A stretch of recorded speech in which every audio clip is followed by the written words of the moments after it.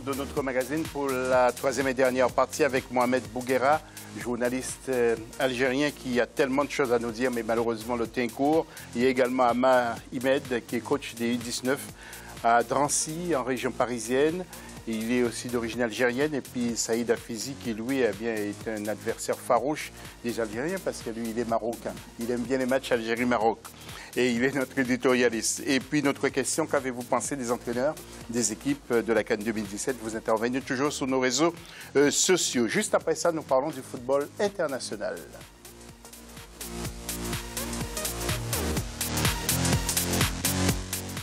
Et bien sûr, nous allons démarrer avec ce Paris Saint-Germain-Barcelone, le but qui n'a pas vu Saïd Hafizi, le but de Di Maria sur coup franc.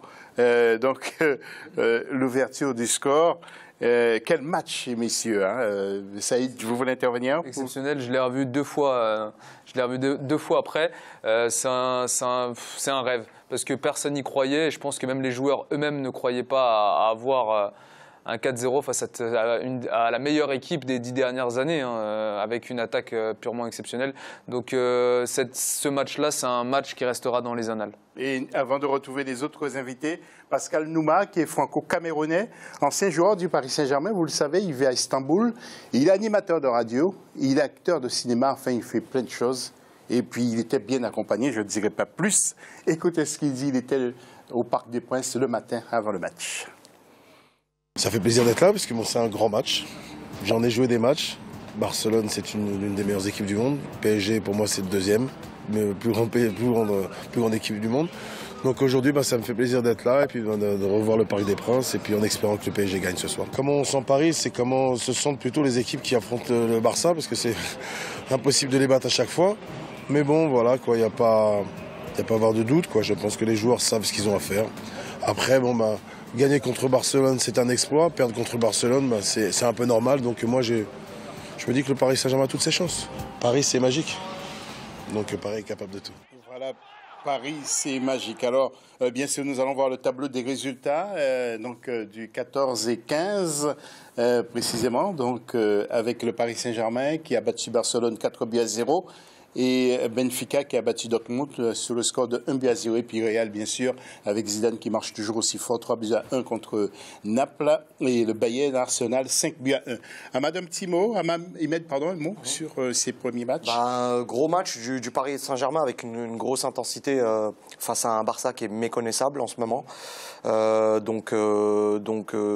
Très surpris du résultat. Je pense que même le Paris Saint-Germain au sein du staff et même les joueurs sont surpris du Barça qu'ils ont pu rencontrer. Par contre, j'ai suivi aussi le Real et c'est une sacrée machine avec ce que Zidane apporte depuis qu'il est là. C'est vraiment un des favoris de la compétition. Voilà, Zidane qui vraiment m'impressionne.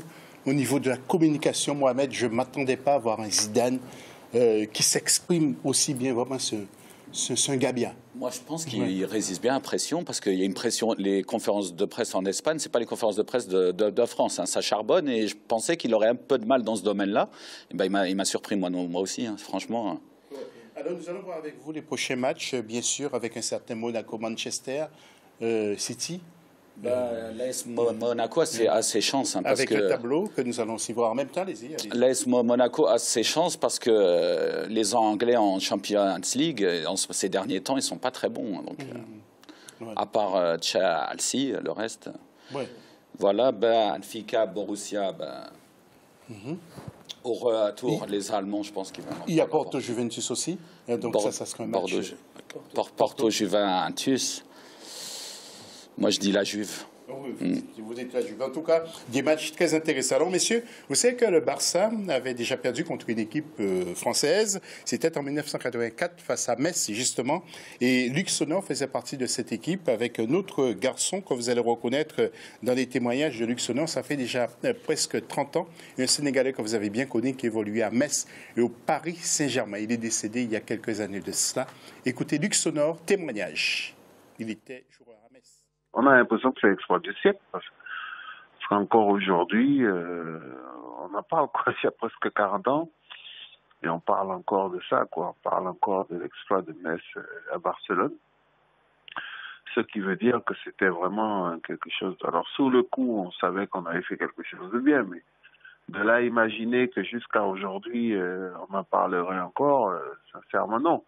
Moi, je suis content parce que c'est un club que j'aime et une ville que j'aime. Donc voilà, donc je suis très heureux d'avoir fait ça. On était les plus heureux des gens à ce moment-là. Pourquoi? Parce que on était dans une ville qui souffrait et nous, on arrivait quand même à jouer au ballon parce qu'on était une équipe de copains, on était une bande d'amis, quoi. C'était vraiment une bande de copains avant tout, quoi. C'est pour ça qu'on a réalisé cet exploit-là avec en tête de liste mon ami qui n'est plus avec nous, Jules Bocandé, mais que j'oublierai jamais, quoi. Qui était un guerrier, qui avait peur de personne, de rien, d'aucune équipe. Et je crois qu'il nous a insufflé un petit peu cet état d'esprit-là, et voilà, quoi. Donc l'exploit, on l'a fait. On peut pas dire que oui, on pensait le faire, hein. C'est faux, hein. Celui qui dit ça, il ment. On l'a fait parce que justement, je pense que les Barcelonais nous ont peut-être pas respectés comme il le fallait. On avait perdu quand même 4-1 à la maison, hein. Donc voilà, quoi. Je pense qu'ils nous ont pas peut-être respectés comme il fallait. Et nous, on est partis dans un esprit totalement libéré puisqu'on avait amené les femmes, je crois. Et c'est vraiment visite à Barcelone, quoi. Et à l'arrivée, on réalise cet exploit-là grâce à un grand Gilles Bocandé et un excellent Tony Kurbos que Gilles a régalé en lui donnant des ballons de but, quoi. Oui, Ama, vous êtes éducateur. Le Barça, pour vous, c'est fini? Est-ce que le Barça peut réaliser un court match retour face au Paris Saint-Germain ou c'est complètement fini? Non, avec Iniesta, bon. Non, personnellement, j'y crois pas. Le Paris Saint-Germain, c'est quand même ce qui se fait de mieux en Europe actuellement. Je ne crois pas à une remontada comme est écrit en Espagne. Par contre, le Barça, dire que le Barça est fini, non. Je pense que c'est un grand club. Je pense que c'est juste un cycle qui doit se renouveler. Je pense que ces derniers temps, ils ont loupé un peu leur recrutement. Ils ont laissé aussi partir des joueurs importants qu'ils n'ont pas détectés, je pense, au bon moment, comme Thiago Alcantara, par exemple, qui est au Bayern, ou Alves, qui, je pense, est meilleur que Sergi Roberto, qui est actuellement là et qui a été formé à un poste de milieu de terrain. Donc, je pense que le Barça a juste besoin d'une restructuration, d'un meilleur recrutement, parce qu'ils ont perdu quand même un directeur sportif qui est Zubizarreta. Donc, je pense qu'il faut que ça se mette en place et de repartir sur un nouveau cycle, mais dire que le Barça est mort, non. Je reste prudent là-dessus. Bon, je ne sais pas encore s'ils ont perdu un grand directeur sportif, Zubizarreta, parce que On dirait à cause de ça, justement, à cause du recrutement. Ils l'ont viré à cause de la somme qui a été, mais la somme qui a été mise pour Neymar, c'est par rapport à ça. Il y a eu des problèmes par rapport aux finances. Mais par contre, la qualité du recrutement, quand il était là, la qualité du recrutement, elle était bonne. Mais il est où, Zubizarreta? Il est à Marseille? Il est à Marseille. Oui. Il y a Alves qui vient de désinguer le Barça dans une dépêche là, qui vient d'arriver. Il y a Alves qui a dit qu'on ne l'a pas retenu, qu'on a tout fait pour qu'on ne l'a pas respecté. Alors, messieurs, il y a bien sûr aussi Monaco. Alors, il y a beaucoup de joueurs franco-africains, si je peux dire. Il y a dans cette équipe. Alors, nous allons les voir peut-être si nous avons l'occasion.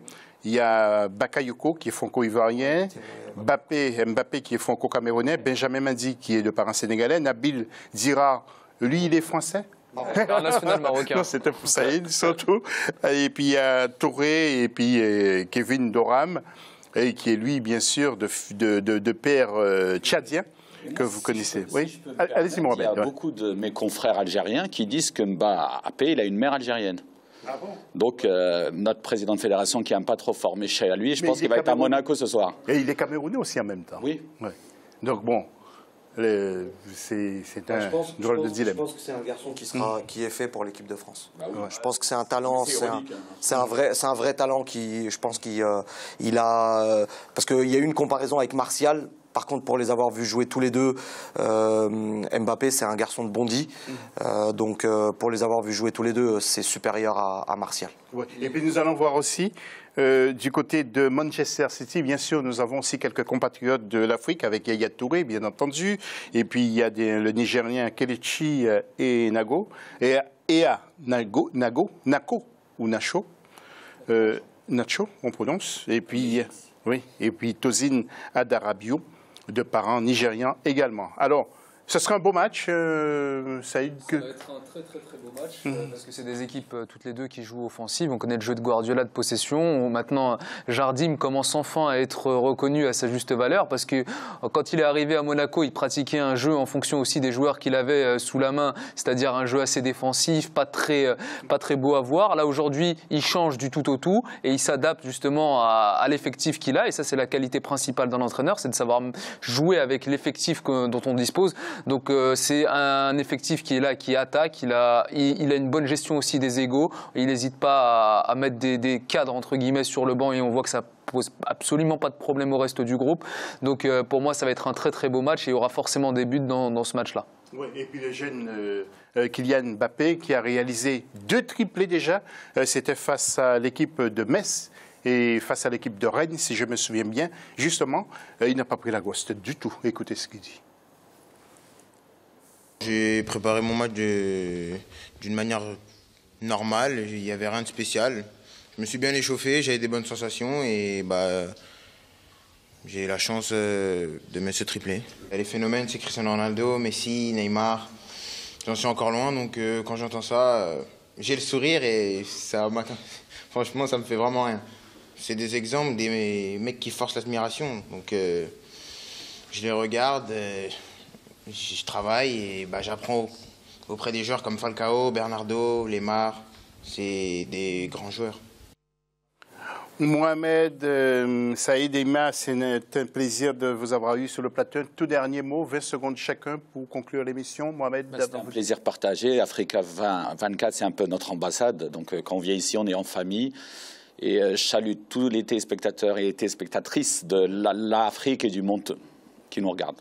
Et les amoureux du foot africain. Et il faut qu'ils sachent aussi que vraiment Africa 24, c'est la chaîne du football africain, donc il faut nous suivre de près. Faites passer aussi le message. Mon cher Saïd. Oui, pareil, un petit coucou à tous les téléspectateurs. En espérant, tout à l'heure, on a eu un débat assez chaud, entre guillemets, sur le football africain, parce qu'on est des passionnés et parce qu'on ne le supporte pas de voir le foot africain dans cet état-là, parce qu'on mérite beaucoup mieux de par la population qui est amoureuse du foot. Donc j'espère vraiment qu'on va avoir une belle année de foot africain ensemble. Voilà, Ama Imed. Merci pour l'invitation, merci à mes collègues. Ça nous fait plaisir. Merci beaucoup. Toujours là avec nous. Vraiment, ça me fait plaisir avec le boulot parce qu'un entraîneur, vous avez toujours du travail. On est sur les terrains dans quelques heures, donc c'est parti pour la semaine. Donc voilà, mais vraiment ravi d'être là et puis j'espère à une prochaine fois. Et juste si je peux me permettre, comme vous avez parlé tout à l'heure de ma page Facebook, c'est Mohamed Algeria Foot, pour ceux qui veulent. Répétez quand même parce que pour nos Mohamed Algeria Foot, en un seul mot. Voilà, je vous conseille franchement d'y aller. Vous allez voir avec Mohamed, ça vaut vraiment le détour. Moi, je le lis très souvent. Il est partout. Merci de nous avoir suivis. Restez avec nous sur Africa 24. Dans quelques instants, d'autres informations. Merci.